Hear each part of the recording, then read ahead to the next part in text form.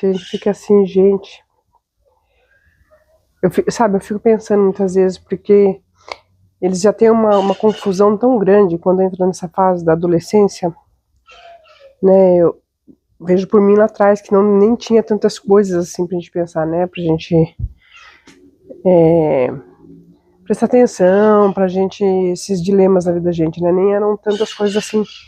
E a gente já ficava tão perdido, né, nessa fase da adolescência, então a gente já tem tanta, assim, crise de identidade nessa fase, né, que a gente já tá meio no ar. E daí vem esse povo com essas conversas assim, muito loucas demais, né?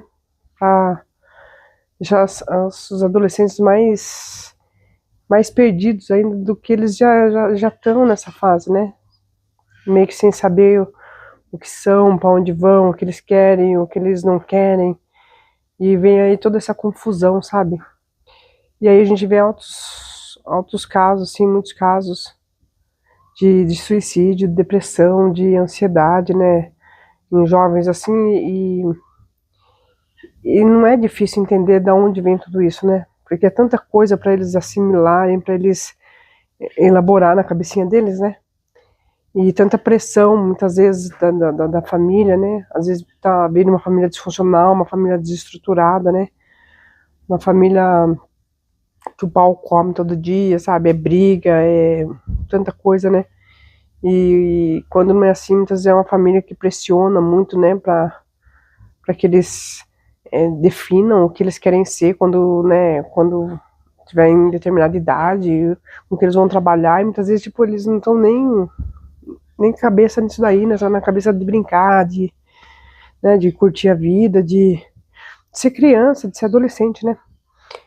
Eu costumo dizer que, assim, eu sou muito privilegiada, porque eu tive uma infância e uma adolescência muito boa mesmo.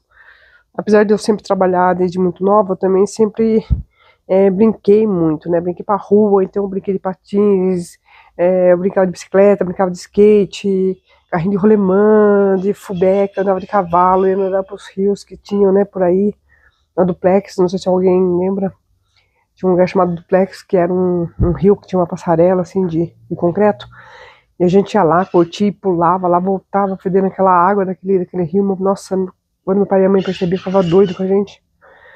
Então, mesmo eu já trabalhando desde pequeno, né, indo na feira, ajudar meus irmãos a cuidar de carro, ajudar as pessoas a trazer sacolinha, minha mãe vender pastel, ajudando com o pé e mão, né, lixar o pé das pessoas para poder pintar, que ela era manicure, cabeleireira também, então sempre dava uma ajuda para ela nessas partes. Depois comecei a trabalhar como babá, mas mesmo assim eu sempre trabalhei ali ajudando minha mãe, e depois trabalhei sozinha como babá, né? Mas sempre tive essa separação, né? De trabalhar, de estudar e de brincar, né? Brincar bastante, de vir pra rua mesmo. Nossa, era muito maloqueira. Vivia pros filhos, depois na minha adolescência, aí já fui mais pro lado do esporte, né? Gostava muito de praticar vôlei, basquete, nos cílios ali. E era uma das mais gostosas, né? Da minha vida, assim, minha infância, minha adolescência. Porque a gente não tinha esses dilemas, né? O nosso dilema era, às vezes, pensar em trabalhar para tentar ajudar nossos pais, e, e se a gente ia fazer basquete ou fazer vôlei, né? A casa ali, que a gente sempre ajudou desde pequeno, né? Com a limpeza da casa, com comida, a fazer comida para nossos irmãos, né?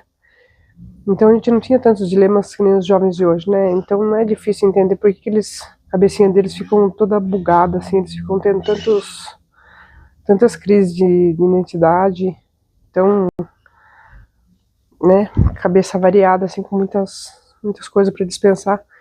E aí veio essa turminha de gênero colocar ainda mais coisas, sabe, mais dilema na cabecinha deles, que eles não estão nem suportando os que eles já estão vivendo, né, que já não é fácil, né, ainda mais com o aumento da criminalidade, né, com as crianças, com os adolescentes, né. Por isso que hoje eu sou uma grande apoiadora, por eu ter vivido já isso, né, e apoio Silêncio que Grita, que é da Carolina Oliveira, né, que é a mãe da menininha Isabelle.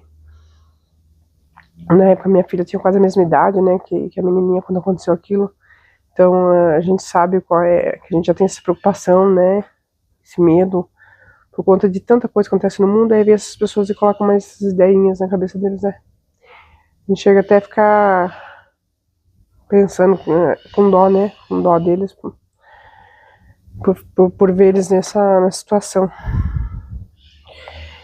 Então a gente conversa bastante com os seus filhos, dialoguem bastante com eles, sabe? Procurem ter calma, né? Às vezes é complicado, tem assuntos que são muito delicados, a gente nem tá preparado, às vezes como pai, como mãe, para conversar, para abordar, mas às vezes a gente tem que se preparar, né? A gente tem que ter autocontrole ali, autodomínio, saber conversar com eles, até para poder encaminhar eles, sabe?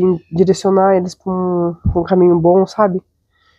Porque futuramente, quando eles ficarem maior de idade, as escolhas serão deles, né? A gente não tem como interferir, né? A gente poderá aconselhar, né? Deve aconselhar, mas orientar, mas não, a gente tem como interferir, né? Mas enquanto eles são menores de idade, é o nosso dever, né? Tá ali sempre aconselhando eles. E para aconselhar, às vezes a gente tem que procurar saber, né? Sobre determinados assuntos para poder explicar para eles, para poder esclarecer para eles, né? Eles não caem na conversa de gente maldosa, né? Gente maliciosa, gente que quer corromper os bons costumes, né? A boa educação que nós, pais, damos para eles dentro da nossa casa, né? Não é isso, sabe, gente? Vocês tenham paciência e nunca deixem de falar com o filho de vocês, conversar com eles, porque ser pai e mãe de adolescência não é...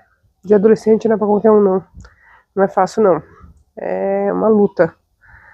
Mas com amor, com carinho, com muito diálogo, né? Muito acolhimento, muito conselho, a gente consegue encaminhar esses jovens. Fui.